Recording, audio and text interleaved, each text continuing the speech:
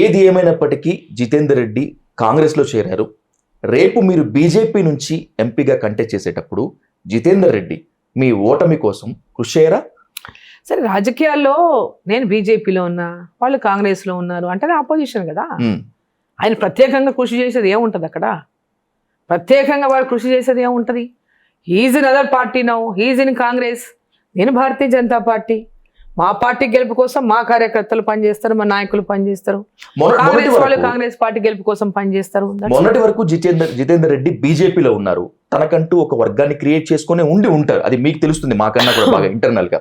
రేపు బీజేపీలో ఉండేటువంటి తన వర్గంతో కానీ, కొత్తగా వచ్చినటువంటి కాంగ్రెస్ లో ఉన్నటువంటి తన క్యాడర్తో కానీ, ఇవన్నీ మీ గెలుపుకు స్పీడ్ బ్రేకర్స్ వేస్తాయి కదా. ఇక్కడ వ్యక్తులు కాదండి ఎలక్షన్ ఇది. ఆయన ఏదో స్పీడ్ బ్రేకర్ వేస్తాడు, ఇంకెవరో వేస్తారు కదా. ఇవాళ ప్రజలు కోరుకుంటున్నారు, ఇది దేశం కోసం జరుగుతున్నటువంటి ఎన్నిక.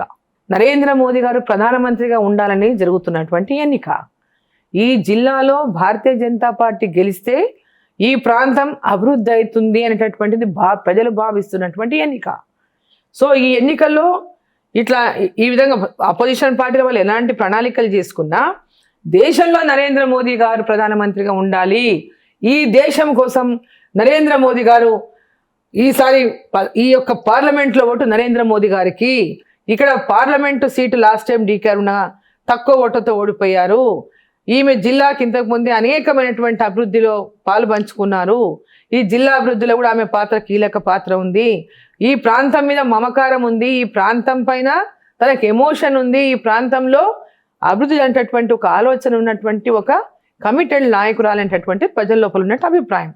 సో ఇక్కడ డీకే అరుణమ్మని గెలిపించుకుంటే నరేంద్ర మోదీ గారి ప్రభుత్వంలో ఒక సైనికురాలుగా రేపు ఇక్కడ పనిచేస్తున్నటువంటి ఆలోచన ఇవాళ కార్యకర్తల్లో ఉంది, మా పార్టీ నాయకుల్లో ఉంది, పాలమూరు పార్లమెంటు ప్రజల లోపల కూడా ఉంది.